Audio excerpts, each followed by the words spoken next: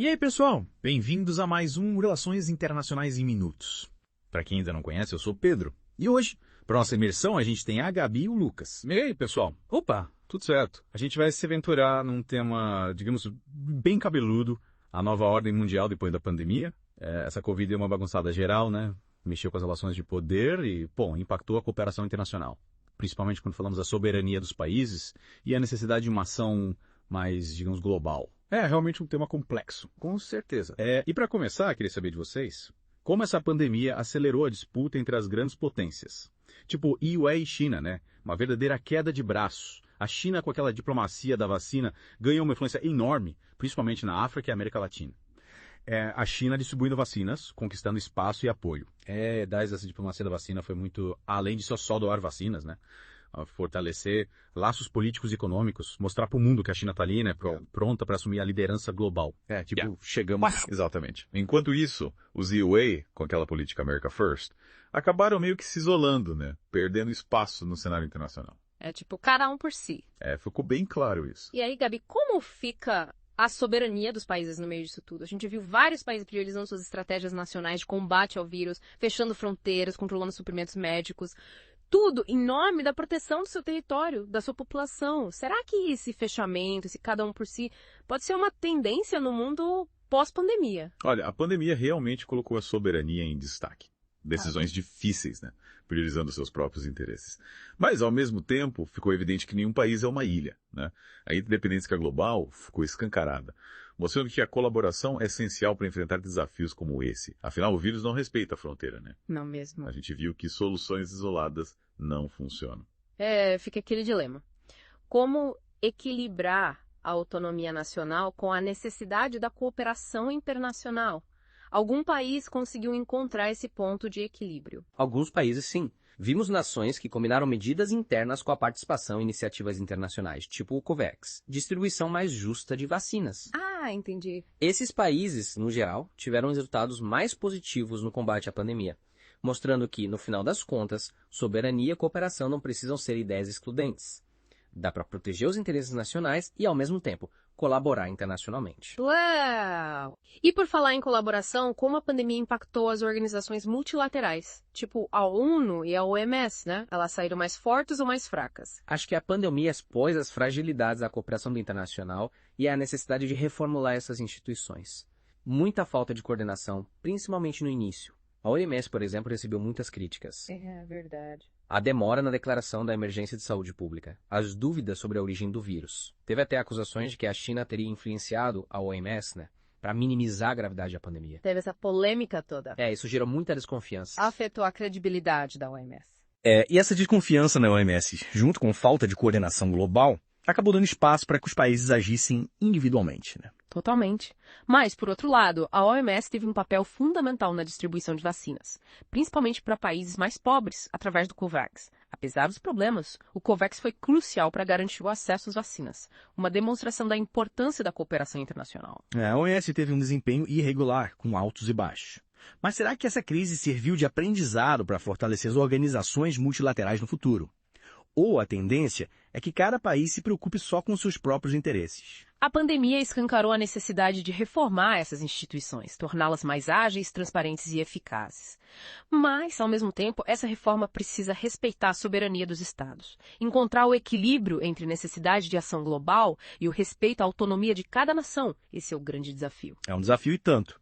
E essa questão fica mais complexa quando pensamos nas disputas entre países desenvolvidos e em desenvolvimento, né? Principalmente na distribuição de recursos, tipo as vacinas. Sem dúvida. As disputas por vacinas entre países ricos e pobres mostraram as desigualdades globais. A necessidade de mecanismos mais justos, mais equitativos de distribuição de recursos. Com certeza. E para a gente entender melhor como a soberania dos países se encaixa nesse contexto todo, que tal analisarmos o exemplo da União Europeia? Eles tiveram seus problemas, mas conseguiram criar um fundo de recuperação econômica que, de certa forma, conciliou os interesses dos Estados-membros com a necessidade de uma resposta conjunta à crise. O que vocês acham? A União Europeia, mesmo com todas as dificuldades, mostrou que é possível articular uma resposta conjunta a crises globais, respeitando a soberania de cada Estado-membro. O Fundo de Recuperação foi um passo importante na direção de uma maior integração e solidariedade. É uma demonstração de que a soberania não precisa ser um obstáculo à cooperação. Interessante. É possível construir mecanismos de governança global que promovam soluções conjuntas sem desrespeitar a autonomia de cada país. E esse exemplo da União Europeia nos leva a uma pergunta crucial. Será que a pandemia vai nos levar para um mundo mais dividido, com cada país cuidando do seu quintal, ou para um mundo mais colaborativo? Essa é a grande questão. A pandemia nos mostrou que os desafios globais exigem soluções globais. Mas, ao mesmo tempo, a gente viu um ressurgimento do nacionalismo, do protecionismo em diversos países. O futuro da cooperação internacional vai depender da capacidade dos líderes mundiais de encontrarem um equilíbrio entre a defesa dos interesses nacionais e a busca por soluções conjuntas. Exatamente. E para a gente entender melhor as tendências e os desafios da cooperação internacional no mundo pós-pandemia, a gente vai continuar essa conversa no próximo bloco. Não saiam daí. E já aproveitem para curtir o vídeo e compartilhar com os amigos que também se interessam por relações internacionais. A gente volta já. E aí, pessoal, de volta para a nossa análise da nova ordem mundial pós-pandemia. A gente viu como a pandemia acirrou a competição entre as grandes potências, como expôs as fragilidades das organizações multilaterais e como reacendeu o debate sobre soberania nacional versus cooperação internacional. E agora? O que esperar do futuro? Que tendências a gente observa nesse novo cenário geopolítico? Uma tendência que já observamos é a crescente importância da segurança sanitária global. Afinal, o Covid-19 deu um susto, né? Mostrando como um vírus surgindo em qualquer lugar do planeta pode se espalhar rapidamente e causar impactos em todos os países. É tipo um efeito dominó global. Exato.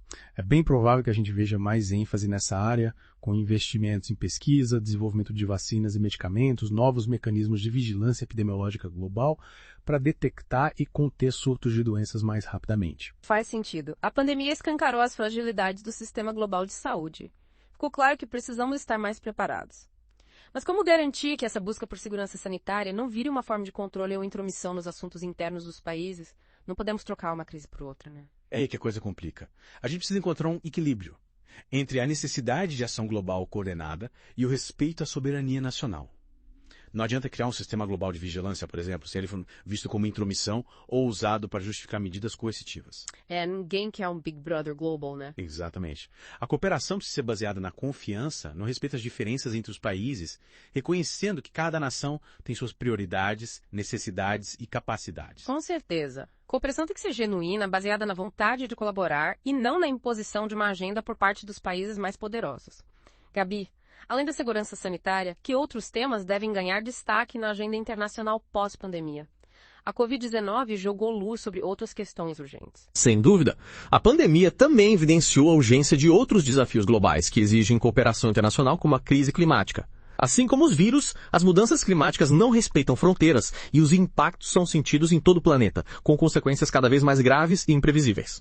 A crise climática é um problema que a gente não pode mais ignorar. A gente vai ver os efeitos, né? Eventos climáticos extremos, aumento do nível do mar, escassez de água, e a tendência é piorar. Exatamente. E a cooperação internacional é fundamental para enfrentar esse desafio. A gente precisa compartilhar tecnologias, financiar projetos de adaptação e mitigação, promover transição para uma economia de baixo carbono e, claro, garantir que essa transição seja justa e inclusiva, considerando as necessidades dos países em desenvolvimento, das populações mais vulneráveis. Perfeito. Os países desenvolvidos, que historicamente contribuíram mais para a emissão de gases de efeito estufa, têm uma responsabilidade maior em liderar os esforços para combater a crise climática, fornecendo recursos, tecnologias para auxiliar os países em desenvolvimento nessa transição. Gabi, além da saúde e do clima, que outros temas você acha que devem ganhar relevância no cenário internacional pós-pandemia? Que outras lições podemos tirar dessa crise? Olha, a pandemia também jogou luz sobre a importância de fortalecer a cooperação internacional em áreas como segurança alimentar, acesso à água potável, proteção dos direitos humanos, promoção da igualdade de gênero, combate à pobreza e à desigualdade, resolução pacífica de conflitos. Nossa, quanta coisa. A lista é grande. Afinal, vivemos em um mundo interconectado e os desafios que enfrentamos em um país podem ter impactos em outros. É verdade. A pandemia nos mostrou que a solidariedade e a cooperação internacional não são só valores morais, mas também imperativos estratégicos, para garantir a paz, a segurança e o desenvolvimento sustentável de todos os países. Lucas, você é otimista em relação ao futuro da cooperação internacional?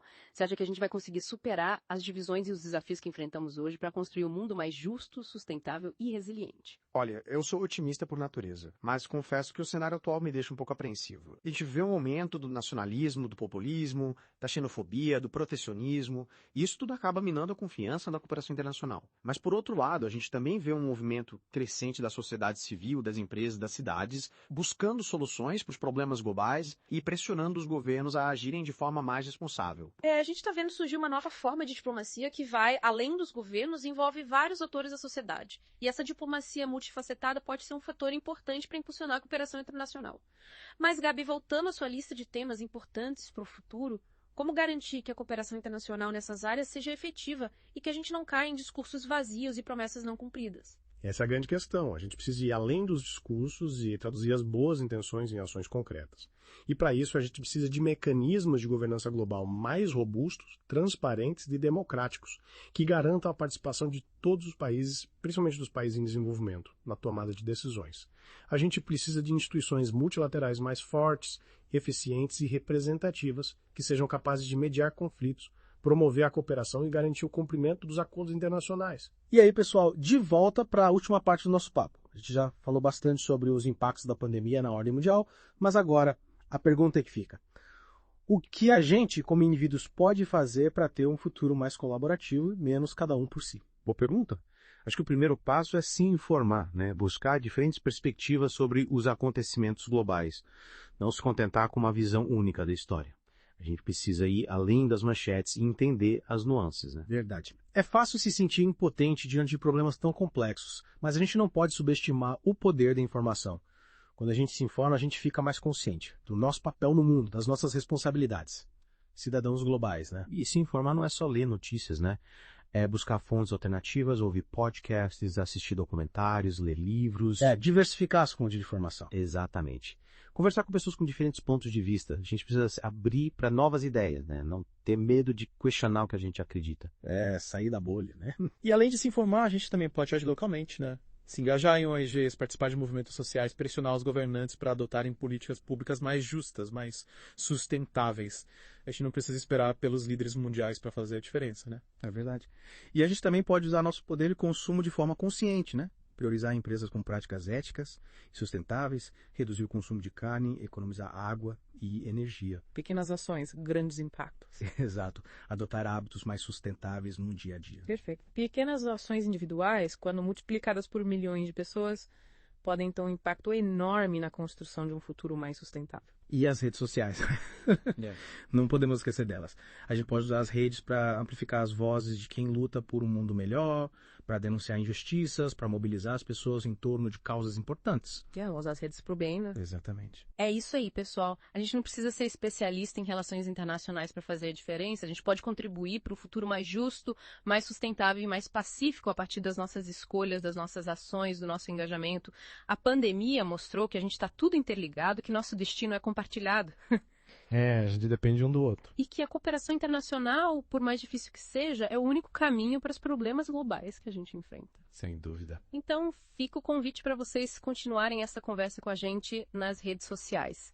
Compartilhem suas ideias, suas reflexões, suas ações. Vamos construir juntos um futuro mais promissor. E não esqueçam de curtir o vídeo, compartilhar com os amigos e se inscrever no canal para não perder nenhum episódio do Relações Internacionais em Minutos. Valeu, pessoal. Até a próxima.